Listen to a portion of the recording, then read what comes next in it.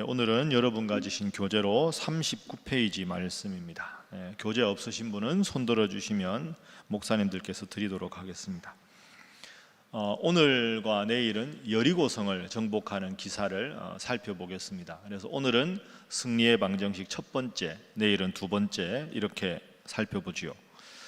자, 우리가 어제까지 본 대로 이스라엘 백성들이 여리고성을 이제 도착하기 전에 요단강을 건너고 또 하나님 앞에서 할례를 행하고 유월절을 지켰습니다. 그리고는 이제 오늘 6장에 여리고성, 그 어려운 성과 이제 마주하게 되는 장면입니다. 상당히 그 전운이 감도는 그런 장면이죠. 여리고성 사람들은 긴장하고 요단강을 건너왔다고 하니 어떻게 우리가 대항해야 하나 하는 불안함이 있었을 것이고, 이 이스라엘 백성들도 막상 요단강을 건너왔지만 이 여리고가 가나안 본토에 사는 첫 번째 전투입니다.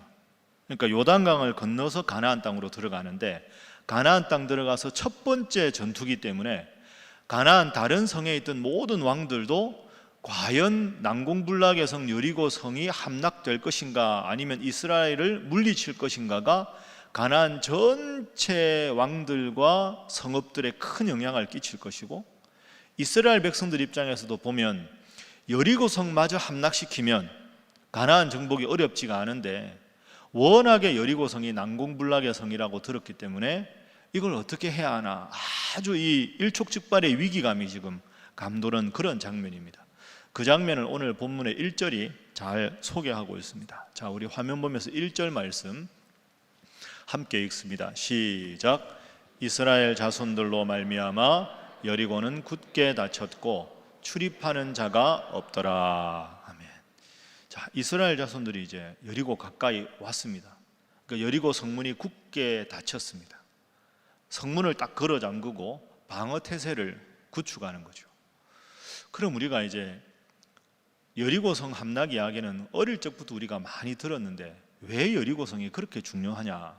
몇 가지 이유가 있습니다. 가나안 땅 지도를 우리가 볼 수는 없지만 여리고가 사실은 제일 큰 성은 아닙니다.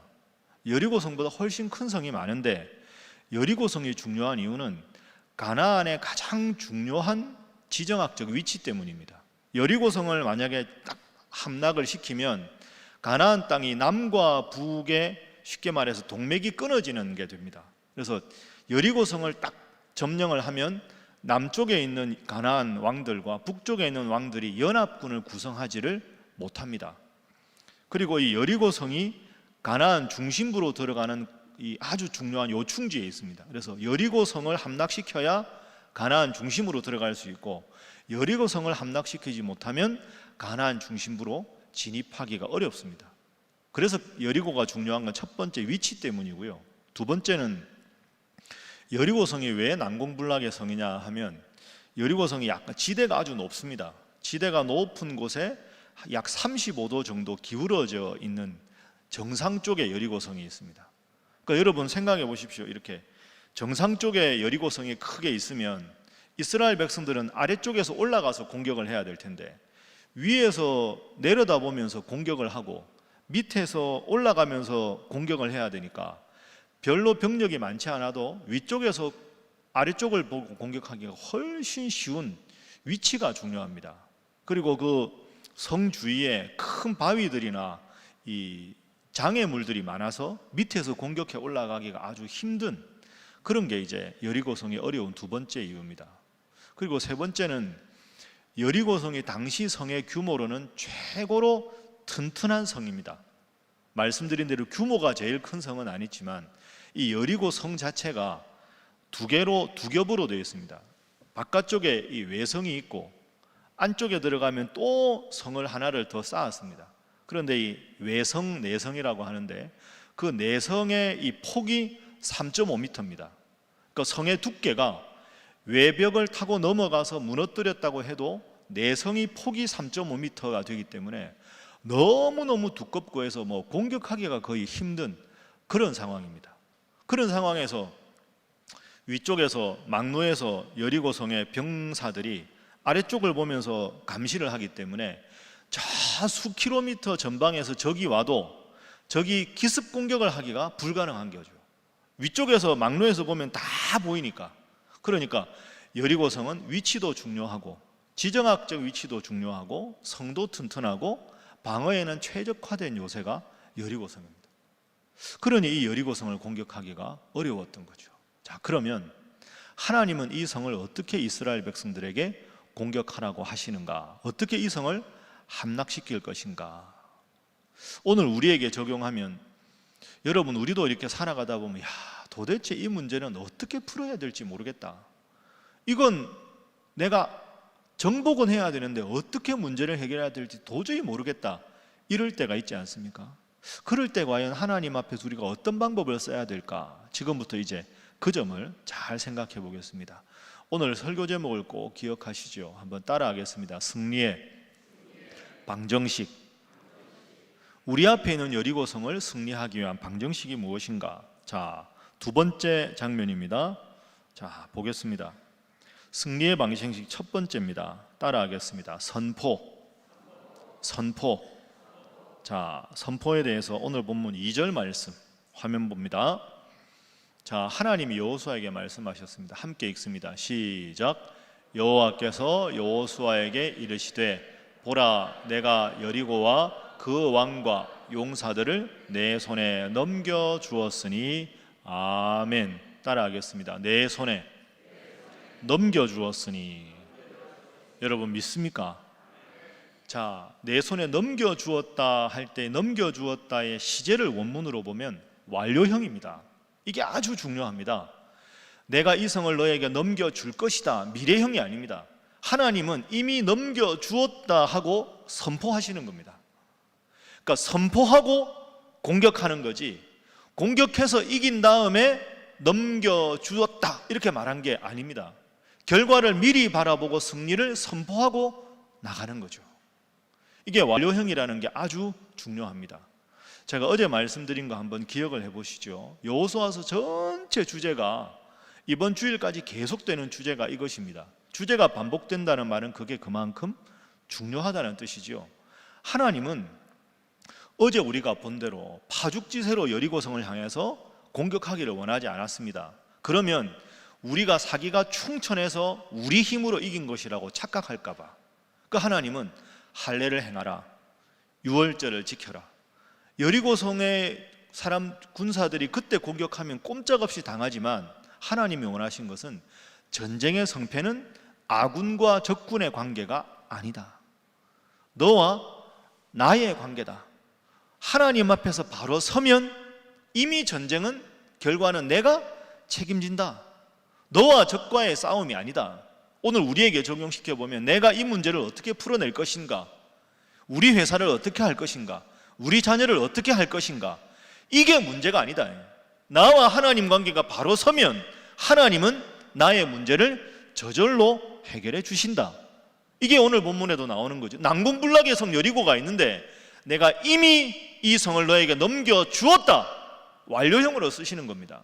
그러니까 선포하고 여리고성이라는 문제를 접근하는 것이죠. 제가 늘 여러분에게 강조하는 거 있습니다. 가슴에 손을 려보시죠. 따라합니다. 나는 잘 될 수밖에 없다. 다시 합니다. 하나님께서 나와 함께 하시니 나는 잘 될 수밖에 없다.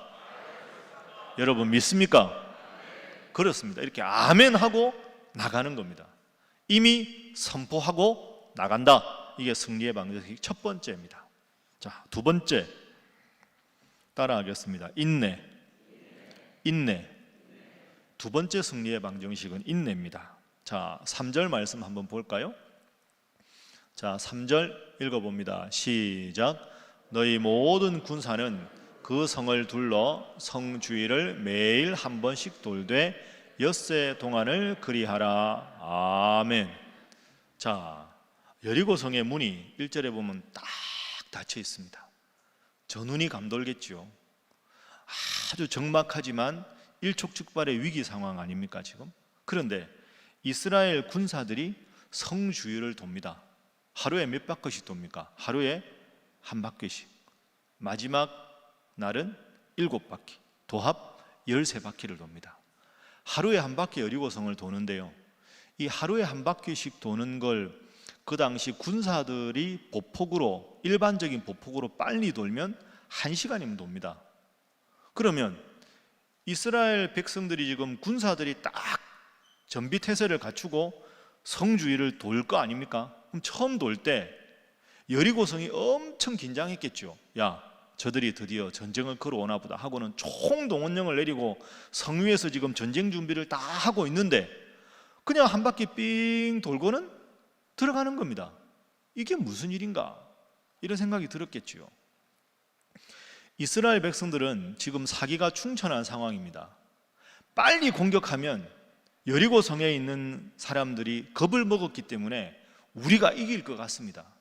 내 생각, 내 계획대로라면 빨리 일을 정리하고 싶은데 하나님은 그렇게 하지 않으셨습니다. 하루에 한 바퀴. 1시간밖에 안 돌았는데 이왕 돌 거 그러면 많이 돌든가 이렇게 생각하는 병사들도 있을 텐데 하루에 한 바퀴, 엿새 동안 하루에 한 바퀴씩, 마지막 7째 날은 7바퀴를 돌았습니다. 이스라엘 백성들이 생각하는 시간 계획과 하나님이 원하시는 시간 계획이 다르다는 거죠.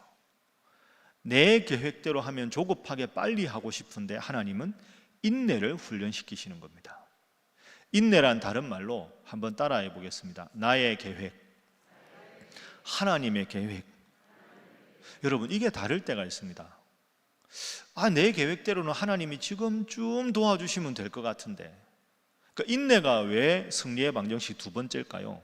하나님이 여리고성을 하나님 계획대로라면 한 바퀴 돌고도 멸망시키실 수 있으실 텐데 왜 안 그러셨을까요? 이걸 가르치신 거죠. 너의 계획과 너의 시간, 나의 계획과 나의 시간이 다를 때가 있다.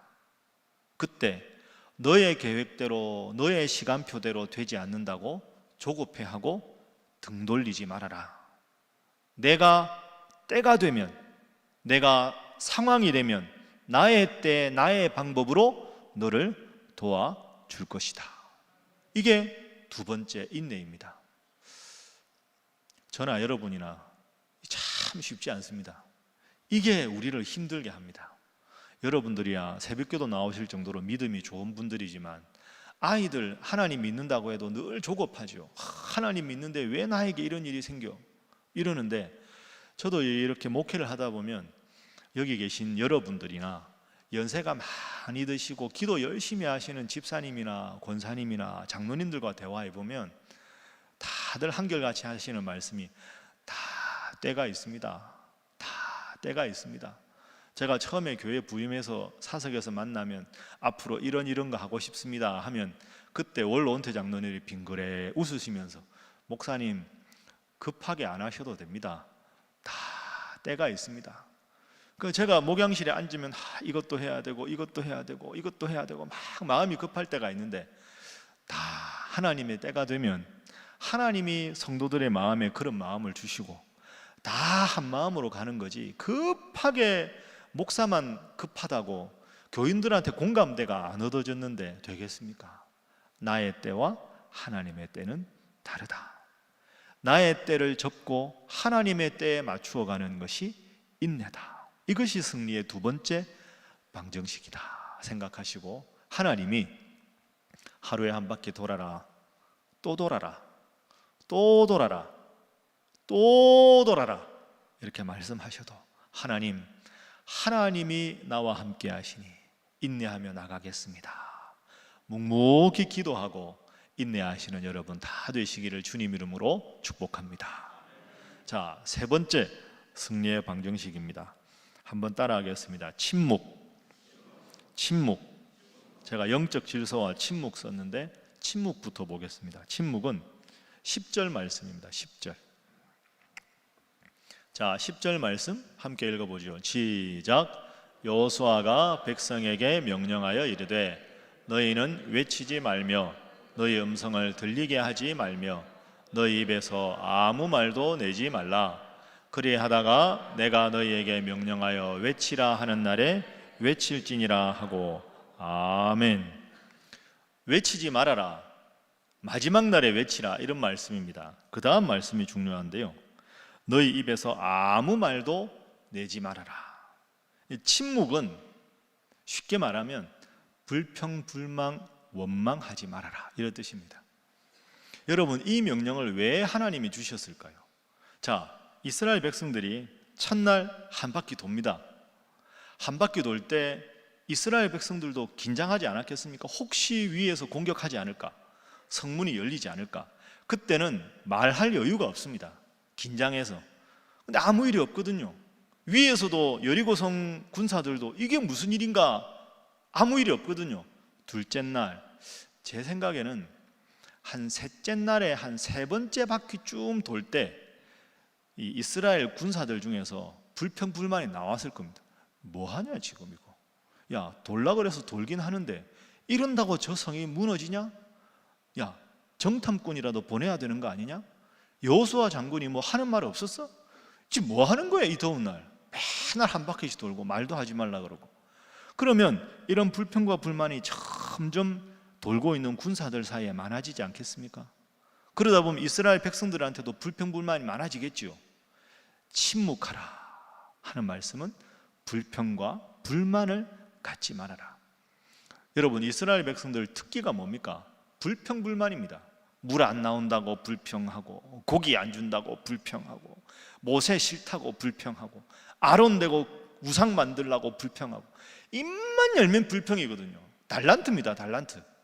하나님께서 불평하지 마라, 인내해라.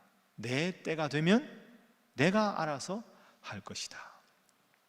여러분 어떠십니까? 지금 아주 조용하지요. 지금 불평불만이 없는 상태 아닙니까? 우리는 참 불평불만하기가 쉽습니다. 입만 열면 이렇게 짜증나는 말, 원망하는 말. 하나님께서 침묵하라 이렇게 말씀하셨습니다. 하나님의 때를 기다리는 인내할 수 있어야 침묵할 수 있고, 침묵할 수 있어야 하나님의 때를 기다릴 수 있습니다. 오늘 하루 살아가실 때 내 입에서 어떤 말이 나오나 생각하시고 조용하게 하나님의 때를 기다리고 불평과 불만을 멀리 하시는 여러분 되시기를 주님 이름으로 축복합니다. 불평불만은 전염성이 많습니다. 내가 불평하면 다 불평하게 되는 거죠. 그래서 세 번째는 침묵하라. 네 번째, 제일 중요합니다. 네 번째, 따라하겠습니다. 영적인 질서를 지키라. 다시 합니다. 영적인 질서를 지키라. 이건 다른 말로 하면 하나님 중심으로 살아가라, 이런 뜻입니다. 하나님 중심으로 살아가라. 자, 우리가 오늘 1절부터 14절까지 말씀을 읽었는데요, 그 말씀을 한번 정리를 해보면 이 성을 돌 때 대열이 있을 거 아닙니까? 대열이. 맨 앞에 선 사람들은 무장한 군사들입니다. 무장한 군사들. 대열의 제일 앞에. 두 번째는 7명의 제사장들이 양각 나팔을 들고 섭니다. 세 번째가 중심입니다. 세 번째가 언약궤를 맨 제사장입니다. 그리고 네 번째가 후방을 지키는 군사들입니다. 크게 네 파트거든요. 자, 제일 앞에 누구라고요? 이렇게 조용하십니까? 제일 앞에 무장한 군사들. 두 번째는 양각 나팔을 든 7명의 제사장. 세 번째 뭐라고요? 언약궤. 네 번째는 후방을 지키는 군사들. 이렇게 네 파트입니다. 제일 중요한 게 중심의 언약궤입니다. 언약궤. 그래서 본문을 잘 읽어보면 제사장은 언약궤 앞에 서라 이렇게 되어 있습니다. 그러니까 나팔이 중요한 게 아니라 언약궤를 중심으로 해서 앞에 제사장이 서고 앞에 군사들, 뒤에 군사들. 그러니까 대열의 중심에는 언약궤다. 이 말은 하나님께서 함께 하셔야 여리고성이 함락될 수 있다. 하나님 중심으로 살아야 우리 인생의 여리고성이 함락될 수 있다. 이런 뜻입니다. 그러니까 언약궤를 중심에 놓고 이스라엘 백성들이 행진을 한 거죠. 그리고 마지막에 나팔을 불고 하나님께서 이 성을 주셨다고 외쳤을 때 여리고성이 함락되게 된 것입니다. 자, 마지막으로 우리 본문 말씀을 통해서 확인하겠습니다. 자, 16절 말씀. 여리고성이 함락되기 바로 직전의 상황입니다. 16절 읽습니다. 시작. 7번째 제사장들이 나팔을 불 때 여호수아가 백성에게 이르되 외치라. 여호와께서 너희에게 이 성을 주셨느니라. 아멘. 따라합니다. 이 성을 주셨느니라. 주셨느니라. 딱 외치니까 결과가 어땠느냐? 마지막 20절입니다. 20절 시작. 이에 백성은 외치고 제사장들은 나팔을 불매 백성의 나팔 소리를 들을 때 크게 소리질러 외치니 성벽이 무너져 내린지라. 백성이 각기 앞으로 나아가 그 성에 들어가서 그 성을 점령하고. 아멘. 따라합니다. 성벽이 무너져 내린지라. 그러니까 이미 성이 함락된다고 외치고 나서 그 외침 소리 때문에 하나님이 함께해서 성벽이 무너져 내렸다. 언약궤 중심으로 하나님 중심으로 살아가서 하나님 명령대로 행했을 때 여리고성은 무너졌다. 자, 그래서 오늘 말씀 우리가 한번 적용을 해보겠습니다. 제일 중요한 건 하나님 중심의 삶입니다. 하나님 중심, 언약궤 중심의 삶을 살고 세 가지 꼭 기억하십시오. 따라합니다. 선포. 두 번째 뭡니까? 인내. 세 번째는 침묵. 선포. 나는 잘 될 것이다. 나는 잘 될 수밖에 없다. 너는 잘 되기로 결정된 아이야. 먼저 하나님 앞에 선포하는 것. 그게 중요합니다. 선포했는데 빨리 결과가 드러나지 않아도 하나님의 때 하나님께서 해주실 것이다 하고 묵묵히 참는 두 번째 뭐가 필요하다? 인내가 필요하다. 인내하다 보면 자꾸 내 마음속에 불평과 불만이 생긴다. 하나님 도대체 언제 이걸 이루어 주시겠습니까? 그런 마음이 들어도 침묵하면서 불평과 불만을 내 마음속에 멀리하고 여전히 하나님 중심으로 살아가면 하나님께서 내 인생에 여리고성이 함락되는 기적을 주실 것이다. 하나님 중심으로 먼저 선포하고 인내하고 불평과 불만 없이 여러분 오늘 이 승리의 방정식을 여러분 꼭 기억하시고 여러분 자녀들과 자손들에게도 가르치셔서 어쩌면 지금 코로나19라는 큰 여리고성이 여러분 앞에 딱 버티고 있어서 또 여러분들이 지금 하나님 앞에 정말 새벽에 나왔지만 너무 답답하고 힘들어서 어쩔 줄 몰라 하시면 오늘 이 귀한 승리의 방정식이 여러분 한 분에게 주신 하나님의 음성으로 듣고 꼭 기억하셔서 위대한 하나님, 그 하나님 통해 승리를 체험하시는 여러분 모두가 되시기를 주님 이름으로 축복합니다. 함께 기도하겠습니다.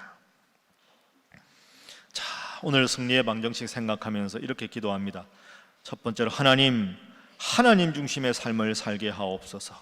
선포하며 인내하며 침묵하는 저희들 되게 하여 주옵소서 기도하시고, 두 번째로는 하나님 이 승리의 방정식을 가지고 늘 긍정적으로 늘 감사하며 늘 하나님만 바라보며 살아갈 수 있는 저희들 되게 하여 주시옵시고, 우리의 직장이 되게 하시고 우리의 가정이 되게 하시고 우리 신일교회가 되게 하시고 이 나라의 민족이 되게 하여 주옵소서. 다 함께 주님 앞에 기도하겠습니다. 주여 믿습니다. 주여 믿습니다. 주여 믿습니다. 사랑의 하나님